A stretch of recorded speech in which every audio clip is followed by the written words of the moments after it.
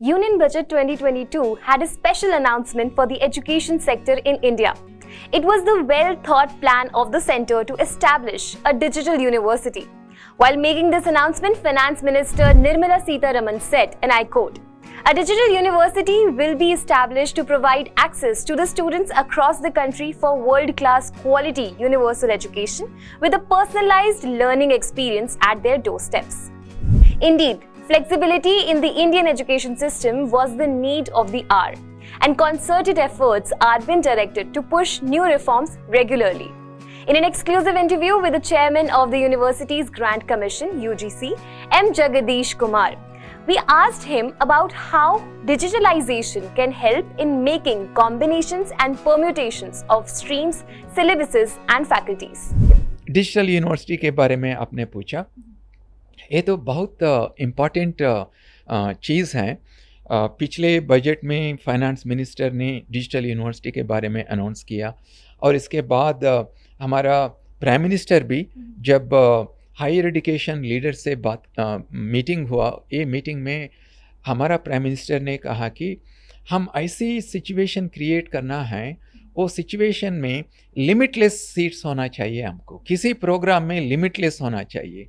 अब क्या हो रहे हैं, लिमिटेड सीट्स हैं, उसीलिए इतना कंपटीशन है, कोचिंग का ज़रूरत पड़ेगी और आपका जो कोर्स में ज्वाइन करना चाहते हैं इसमें सीट नहीं मिलेगा। लेकिन डिजिटल यूनिवर्सिटी एस्टैब्लिश होने के बाद ये सिचुएशन पूरा बदल जाएगा। हर एक प्रोग्राम में आपको अनलिमिटेड सीट्स रहेगा ना। डिजिटल यूनिवर्सिटी के बारे में आपको एक्सप्लेन करना चाहता हूँ। ये डिजिटल यूनिवर्सिटी पूरा ऑनलाइन यूनिवर्सिटी होगा और by an act of parliament हम इसको एस्टैब्लिश करेंगे। It will be an institution of national importance, जैसा IITs है, इतनी इम्पॉर्टेंस रहेगा डिजिटल यूनिवर्सिटी को। ये एक मॉडल है हब और स्पोक। हब होगा central section of the digital university, इसमें टेक्निकल लोग होंगे, इसमें एडमिनिस्ट्रेटिव लोग होंगे पूरा यूनिवर्सिटी को रन करने के लिए। और स्पोक ये कहते हैं हम, जो अच्छी यूनिवर्सिटी है हमारा कंट्री में, IITs हो जैसा JNU, DU, BHU यूनिवर्सिटीज़ हो, ये डिजिटल यूनिवर्सिटी में स्पोक बनेगा। और अच्छी यूनिवर्सिटीज़ बाहर से, इंडिया से है, वो भी ये डिजिटल यूनिवर्सिटी में स्पोक बनेगा। स्पोक का ये है कि ये पार्टनर्स बनेगा ये डिजिटल यूनिवर्सिटी में, और इनका जो अच्छी डिजिटल कंटेंट है हमारा डिजिटल यूनिवर्सिटी में अवेलेबल करेगा, प्रोवाइड करेगा। और ये डिजिटल यूनिवर्सिटी में हम सर्टिफिकेट प्रोग्राम्स और डिप्लोमा प्रोग्राम्स, 4 साल 3 साल का डिग्री प्रोग्राम्स और पोस्ट ग्रेजुएट प्रोग्राम्स हम चालू करेंगे। और जो प्रोग्राम्स में लैब का ज़रूरत नहीं है, वेट लैब का, एक्सपेरिमेंटल का ज़रूरत नहीं है, वो प्रोग्राम्स हम डिजिटल यूनिवर्सिटी में चालू करेंगे। जैसा फाइनेंशियल मैनेजमेंट होगा, डिजिटल डेटा साइंस होगा, डेटा एनालिटिक्स होगा, फिनटेक होगा, लॉ होगा। जैसा जो प्रोग्राम्स में एक्सपेरिमेंट का ज़रूरत नहीं है वो प्रोग्राम्स को हम डिजिटल यूनिवर्सिटी में देंगे। और ये यूनिवर्सिटी का एक गोल है कि हम जितना स्टूडेंट्स को हम रीच कर सकते हैं, रिमोट एरियाज हो, पूरर इकोनॉमिकली पूरर सेक्शंस हो, ये सभी स्टूडेंट्स को हम ये मौका देना चाहते हैं कि ये डिजिटल यूनिवर्सिटी में पढ़ेगा और ये डिग्री लेने के बाद स्किल्ड होगा, एम्प्लॉयबल होगा और इनका ज़िंदगी, इनका लाइफ बदल जाएगा। ये हमारा उद्देश्य है। जैसे अभी आपने मेंशन किया कि रूरल सेक्शन तक और जो इकोनॉमिकली वीकर सेक्शंस हैं, आप वहाँ तक, रिमोट एरियाज़ तक आप पहुँच रहे हैं, आप पहुँचना चाहते हैं डिजिटल यूनिवर्सिटीज़ के तहत। सर, हम इंफ्रास्ट्रक्चर की, क्योंकि साथ ही साथ बात आती है कि हमारे पास इंफ्रास्ट्रक्चर उसके लिए है कि नहीं है। India already, we are of course the highest number of, if we talk about the internet subscribers हो गए, इंटरनेट यूसेज के हिसाब से हो गए, तो India leads the way in the country all over the world. So आपके opinion में इंफ्रास्ट्रक्चर का एक तो फर्स्ट इम्पोर्टेंस यहाँ पर कैसे आएगा, और जहाँ पर नहीं पहुँच पाएंगे उसके लिए UGC के कुछ क्या नॉर्म्स रहेंगे, या फिर कहाँ से, मतलब कैसे इसका एक रोड मैप काइंड ऑफ तैयार होगा? देखिए, digital education, online education popular होने के लिए हमको 3 चीज़ चाहिए। एक तो इंटरनेट कनेक्शन। तो इंटरनेट कनेक्शन आप जैसा बताया, हमारा कंट्री में more than 800 million users are there who use broadband internet. और ये 800 मिलियन में बहुत लोग यंग लोग हैं, इनके पास इंटरनेट कनेक्शन है। और इसी साल में 2022 में हम 5G इंटरनेट कनेक्शन को इम्प्लीमेंट करने के लिए पूरा प्लान किया, और स्पेक्ट्रम का भी हम वो भी सेल होने का गवर्नमेंट प्लान कर रहे हैं। ये होने के बाद सभी के पास ब्रॉडबैंड इंटरनेट कनेक्शन ज़रूर मिलेगा, इसमें कोई प्रॉब्लम नहीं है। और दूसरा है इलेक्ट्रिसिटी भी चाहिए। आप देखें तो हमारा कंट्री में ऑन एवरेज रूरल एरियाज़ में 20 hours per day electricity available है। हमारा पास अब इंस्टॉल्ड पावर जनरेशन कैपेसिटी है 381 गीगावाट्स, और अगले सालों में हम इसको डबल करने के लिए कोशिश कर रहे हैं, तो इलेक्ट्रिसिटी का भी कोई प्रॉब्लम नहीं होगा। और तीसरा चीज़ है डिवाइसेस भी चाहिए, स्मार्टफोन हो नहीं तो छोटा लैपटॉप हो, वो भी होना चाहिए। लेकिन गवर्नमेंट में क्या किया, परफॉर्मेंस लिंक्ड इंसेंटिव्स दे रहे हैं कंपनीज़ को, इंडस्ट्रीज़ को। अब हम पूरा वर्ल्ड में भारत ने हाईएस्ट स्मार्टफोन फ़ोन का मैन्युफैक्चरर है, हाँ, सभी देशों को आप कंपेयर करें तो ये परफॉर्मेंस लिंक्ड जो है PLI कहते हैं इसको, इससे बहुत मैन्युफैक्चरर ने अब इनको मौका मिलेगा लो कास्ट डिवाइसेस को मैन्युफैक्चर करके स्टूडेंट्स को देने के लिए। जैसा स्मार्टफोन से भी ये चीप रहेगा, और ये डिवाइसेस जब अवेलेबल होगा और इंटरनेट है, इलेक्ट्रिसिटी है, ये डिवाइसेस भी अवेलेबल होंगे, तो डिजिटल एजुकेशन सभी लोगों को अवेलेबल होगा। In the coming month, UGC is going to come up with modified regulation for online education. Confirming the development in the interview, UGC chairman said guidelines will be accompanied by a slew of initiatives for students' welfare. In the coming month, UGC is going to come up with a modified regulation for online education. So जब ये regulation आएगा, कई universities जो NIRF ranking top 100 में हैं और जिसका NAC grading 3.26 and एबो है, ये यूनिवर्सिटीज़ बिना UGC परमिशन ऑनलाइन डिग्रीज़ को शुरू कर सकते हैं। सो जब वो होगा, बहुत ऑनलाइन कोर्सेस स्टूडेंट्स को अवेलेबल होगा, ये एक बात है। और दूसरा, हमारा UGC रूल ने स्टूडेंट्स को अप टू 40% तक जो क्रेडिट्स चाहिए डिग्री प्रोग्राम में, कॉलेज के बाहर कर सकते हैं। जो यूनिवर्सिटी में आप रजिस्टर किया, वो यूनिवर्सिटीज़ के बाहर कर सकते हैं 40% of the total credits for your programme.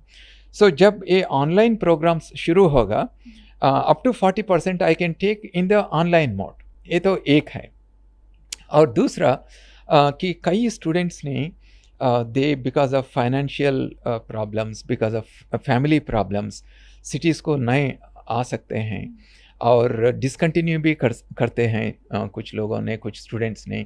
इनको ये ऑनलाइन डिग्रीज हम शुरू करेगा, उस समय they will have many opportunities to just stay in their town, stay in their village, but register for an online program and then get skilled and get knowledgeable. और ये new regulation में ये भी हम एक सुविधा इंट्रोड्यूस किया। अब क्या होता है, आप जो कोई यूनिवर्सिटी में आप ज्वाइन करना चाहिए तो ये यूनिवर्सिटी एक कंडीशन रख सकते हैं, आपको +2 में मिनिमम 50% चाहिए, 60% चाहिए। ये ऑनलाइन डिग्रीज़ में ये हम कह रहे हैं कि आप सिर्फ +2 में पास होना, बस इतना ही आपको चाहिए। पास हुए तो आप ऑनलाइन डिग्री में रजिस्टर करके आप ऑनलाइन डिग्री कर सकते हैं। तो इससे बहुत फ़ायदा हो सकता है जो स्टूडेंट्स रूरल बैकग्राउंड से आ रहे हैं, रिमोट एरिया से आ रहे हैं और लोअर एकेडमिक बैकग्राउंड से आ रहे हैं। इनका कंडीशंस जैसा होगा, ये तो स्टूडेंट बहुत टैलेंटेड है लेकिन एक कंडीशंस के वजह से मार्क्स कम आ सकता है, लेकिन इनको भी ये मौका मिलेगा ऑनलाइन में पढ़ के स्किल्ड और नॉलेजेबल होने का अवकाश मिलेगा।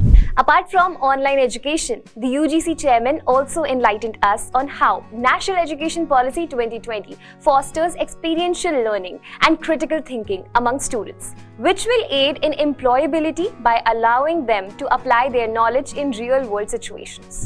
What are your opinions regarding importance of beyond syllabus education? देखिए, one of the problems with our education, and that is why we have brought national education policy, is that students lack experiential learning. आपका हाथ से आप करके आप experience होना बहुत important है। उसलिए नेशनल एजुकेशन पॉलिसी में इंटर्नशिप के लिए बहुत इम्पॉर्टेंस है। AICT ने, for example, has opened a portal where industries can register their students can register, and there will be a matchmaking. Students can then find internship. I see we are working on several such programs to provide more experiential learning for the students. और दूसरा बात भी है कि सभी universities में ये भी हम कोशिश करना है कि हमारा रिसर्च इकोसिस्टम को इम्प्रूव करने के लिए उसलिए रिसेंटली यूजीसी ने सभी यूनिवर्सिटीज़ को R&D सेल कैसा एस्टैब्लिश करना है इसके बारे में हम गाइडलाइंस ने भेजा। ये R&D सेल से क्या होगा, how to interact, collaborate with industries and training the faculty to write successful project proposals and inform the faculty members about what are the funding opportunities both nationally and internationally। ये पूरा करने के लिए बहुत ज़रूर है। और दूसरा, कैसा हमारा यूनिवर्सिटीज़ में बेसिक रिसर्च होता है, बेसिक रिसर्च से हम अप्लाइड रिसर्च को ले जाना, और अप्लाइड रिसर्च से हम प्रोटोकॉल बनना है, ए प्रोटोटाइप बनना है। ए प्रोटोटाइप को हम एक इंडस्ट्री से कोलैबोरेट करके इसको कैसा मैन्युफैक्चर करना है, इसके बारे में भी हम गाइडलाइंस यूनिवर्सिटीज़ को बताया। और बहुत यूनिवर्सिटीज़ को हम ये भी इनकरेज कर रहा है कि अपनी स्टार्टअप कंपनीज़ को आप शुरू करो, एक सेक्शन 8 कंपनी रजिस्टर करके आपका फैकल्टीज़ को और स्टूडेंट्स को इनकरेज कीजिए इनका स्टार्टअप कंपनीज़ को शुरू करने के लिए। तो from multiple angles we are trying to strengthen the research ecosystem, the teaching learning processes in the universities, so that our students will become creative and innovative, and they will become not job seekers but job providers. The current Indian higher education landscape in light of the changes as proposed by NEP 2020 focuses majorly on the internationalization of Indian higher education. As per NEP 2020, top performing Indian universities will be encouraged to set up campuses in other countries. Similarly, select universities will be permitted to operate in India. Let us hear what Mr. Jagadish has to say about this. Internationalization of our education, ये भी एक बहुत important reform है हमारा national education policy में।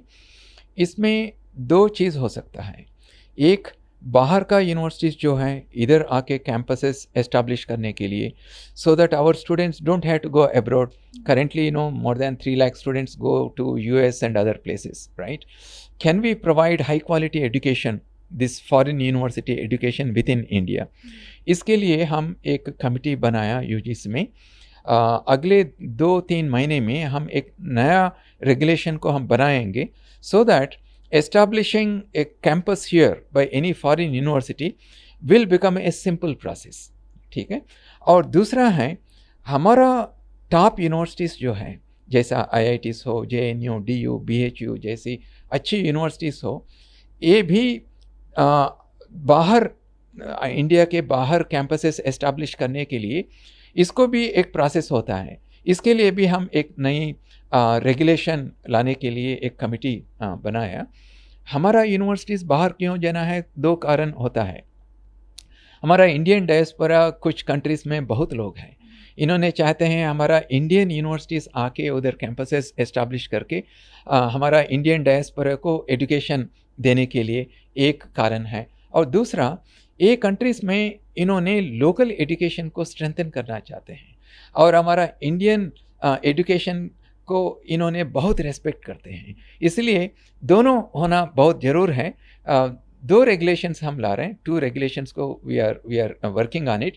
One is to enable the foreign universities to come and establish campuses here, and already many countries are interested. We are in discussions with them from Europe and from other places, and then many countries are interested to take our Indian campuses and establish them. So in order to facilitate this, we will soon bring the new regulations from UGC side. Well, that is all for today's segment. Thank you for watching.